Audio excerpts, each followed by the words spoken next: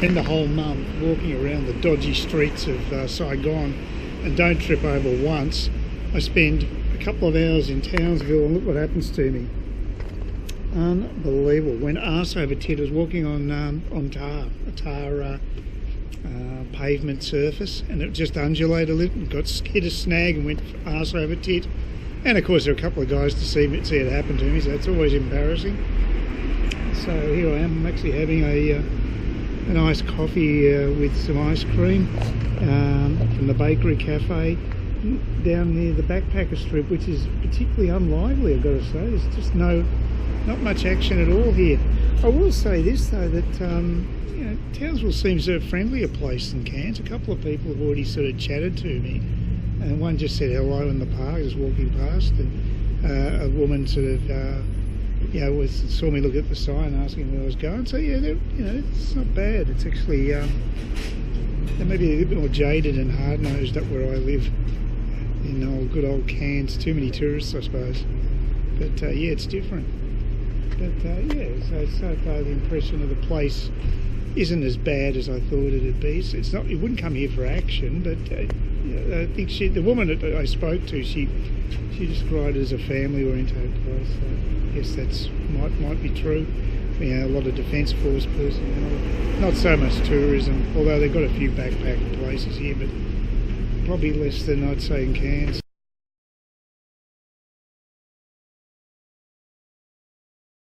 Well, I've confirmed that it definitely is the arrival spot for the Greyhound bus at 5.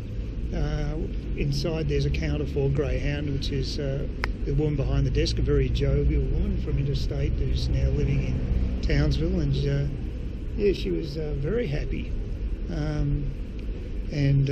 I told her what a klutz I was, and I'm not prepared to go outside again in case I injure myself again. To be fair, my eyesight is the worst it's ever been. I'm really down to one eye, and it doesn't exactly... I guess a man's got to know his limitations, so I was contemplating not getting a taxi back from the drop-off point tonight, but there's no way I'm going to be walking, in the dark especially. I'm just going to be really careful. I'm really fed up with having injuries on, especially my right leg. So, yeah, as good old Clint said in Magnum Force, a man's got to know his limitations. And that man is me right now, and I've got many of them.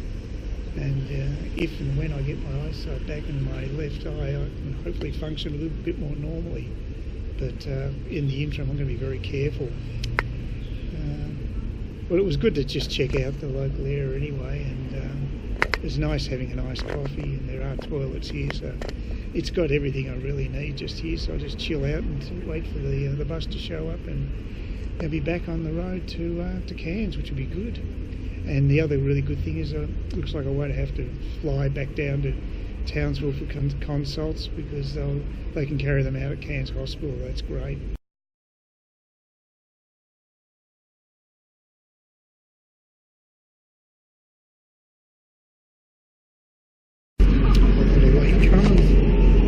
Pretty well filling up the bus. Talking about getting here in the death knell. It's just about 5 now. So we should be moving out any second, I would think.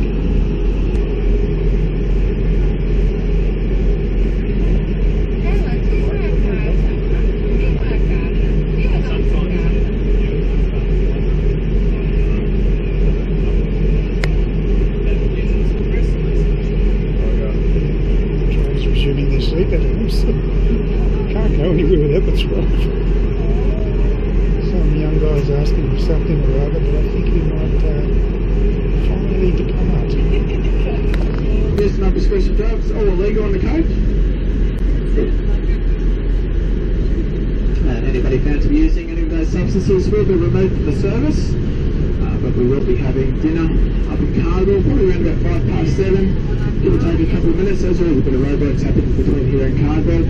And we'll be able to get out there in half an hour, have dinner, and then we'll head on through up the coast.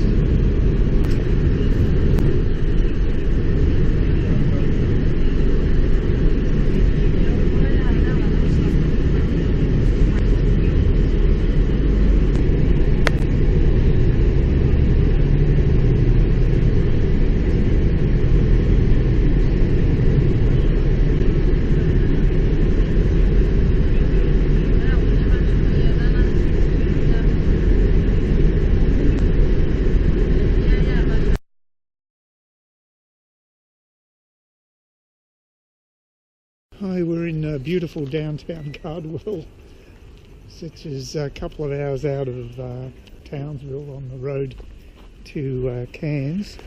Oh, this is a bird just wandering down the street. Yeah, I found out, I had that incident earlier today with the dunny door flying out at me, and I thought that might be an aberration, but they've got exactly the same design here at with the cafe and the shower and toilet complex. So they've got doors flying out as well. It might be a Queensland thing, I don't know. It's a pretty dodgy sort of design, because it just takes some dickhead to swing them really fast and hard at the wrong time, and you'll injure someone else. So anyway, there's our Greyhound bus waiting for us. I guess the driver's in feeding his face. I just got a half focaccia for $7, which is probably not cheap, but I don't know, maybe not expensive either. It's a turkey one, might be that's reasonable. Yeah, there's a little cafe over there. It's pretty well stocked actually. Toilet was alright, apart from the doors. So, and the seats are pretty comfortable in the bus. So, all in all okay, just a bit slow compared to flying, which only takes 45 minutes total. In this case we're looking at about 5.5 hours on the road with a half-hour break, so 5 hours of actual travel time as opposed to 45 minutes in the air when you fly. Mind you, you don't have to go through those damn security checks, which is a godsend. I can't stand those bloody things. So that's a big advantage of doing it this way. So, yeah, it's just your typical roadside cafe. You've got the Greyhound side there. But the cafe had a pretty decent selection of food, so, and the girls seemed reasonably friendly behind the counter. So, yeah, you know, I've seen worse.